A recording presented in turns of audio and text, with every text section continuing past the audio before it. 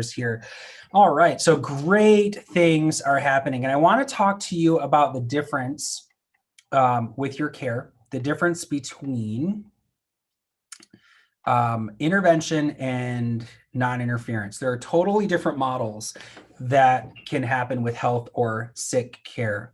Very, very important that you know the difference between those, because getting this wrong will affect the ability for you and your family to reach your full potential. You'll be sicker, you'll be suffering more, you'll be having a hard time.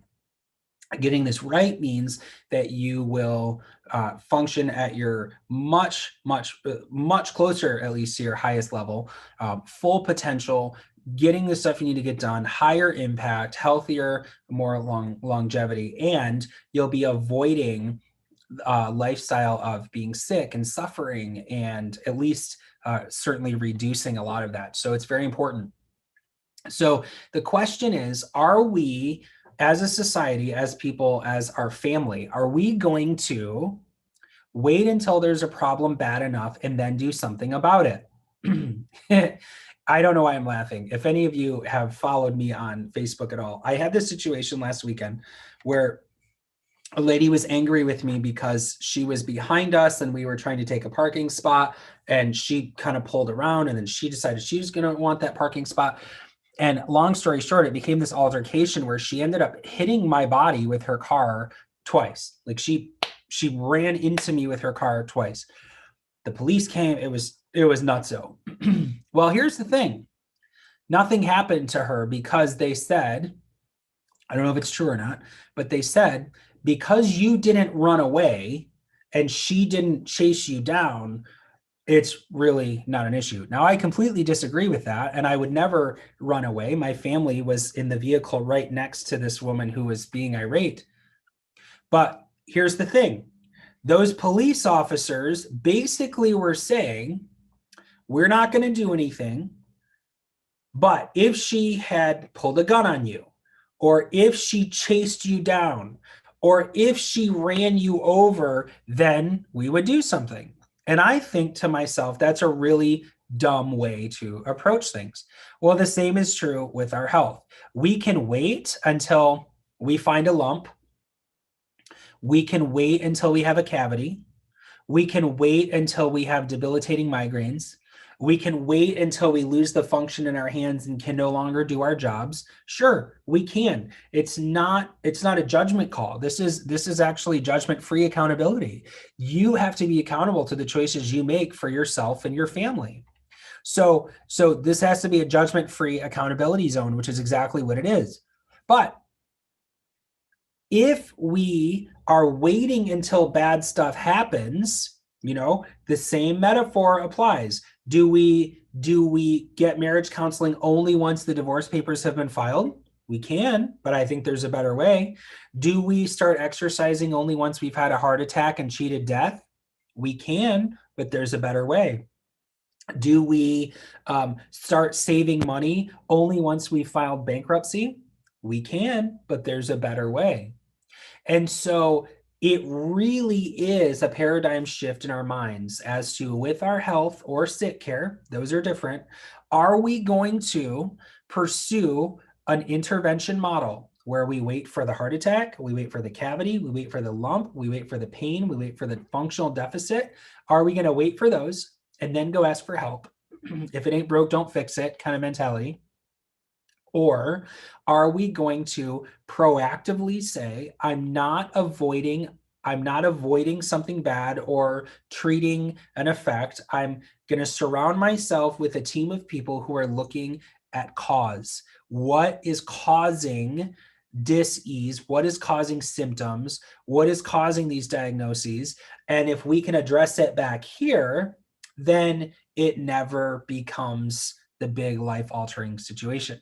I had a conversation with a patient, a wonderful woman who sees the chiropractic team, so Dr. Wireman and myself, and our functional medicine nutrition team, Dr. Sarver.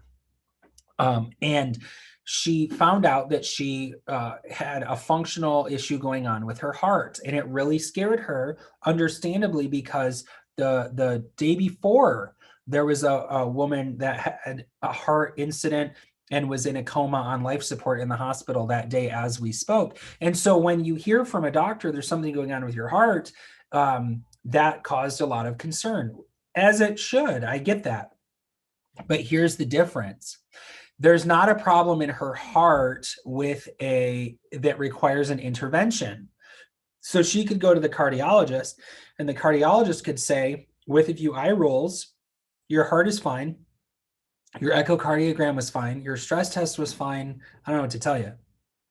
But functional medicine is very different. Functional medicine is saying, you know what? Just like a cash flow forecaster, hey, if you keep doing this, we're seeing some warning signs that if you keep doing this, this is going to become a major deficit.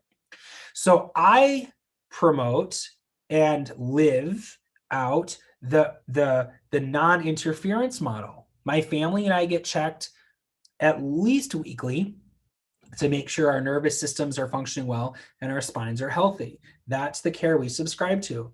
We use the Beamer twice per day to make sure that blood flowing is good. Now, people say, well, is that really necessary? Of course it's really necessary. I want to reverse the effects of chronic stress. I own a couple businesses, so I want to reverse the effect of chronic stress and aging. I'm not getting any younger on my blood vessels. So tremendously helpful. We have the Healy, which is the individual microcurrent therapy that's helping on a cellular level. We use the laser so that we can have soft tissue healing and repair. And we get checked on a monthly basis for our nutrition response testing, because what I needed 2 months ago is not the same thing as what I need right now. The environment's different. The stress is different.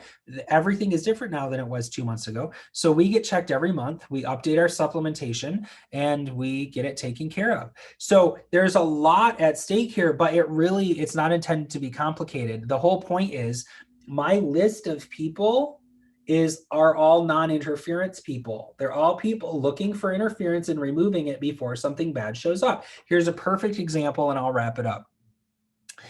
If you empty the lint from your lint screen in your dryer, then you are a non-interference person. Because what that does, now I could say to you, well, that's dumb. Why would you waste time doing that? You'd say, well, my dryer will work better and my clothes will get drier and I'll save on energy. Oh, great. That's good. But I mean, it's not like that you really had a fire in your dryer and burned your house down, did it? No, because I never let it get there. If, on the other hand, you say, if it ain't broke, don't fix it. I'm not taking the lint out of my lint screen on my dryer. I'm not going to do that. I'm just going to wait. If it catches on fire, hopefully I'll put it out in enough time that it doesn't burn my whole house down, right? Now, it sounds like a silly example, but that is a perfectly accurate parallel to what I'm talking about. If you will join us or continue with us on this journey of looking for interference, allowing us to remove the interference by whatever means necessary, you will have a much higher functioning system. You will be avoiding the dis-ease, the pain, the sickness, the diagnoses, the treatments that will be required when things completely break apart. And you'll be significantly reducing that.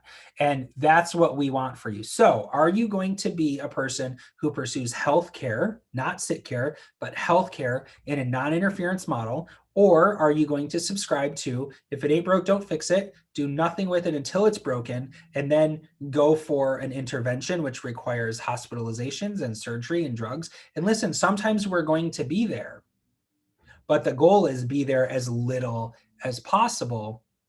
And the non-interference model is not exclusive of the intervention model, but the question is, where are you going to spend most of your time? Where are you going to put most of your dollars? Where are you going to put most of your resources? We call that time, treasure, and talent. Where are you going to put the most of that?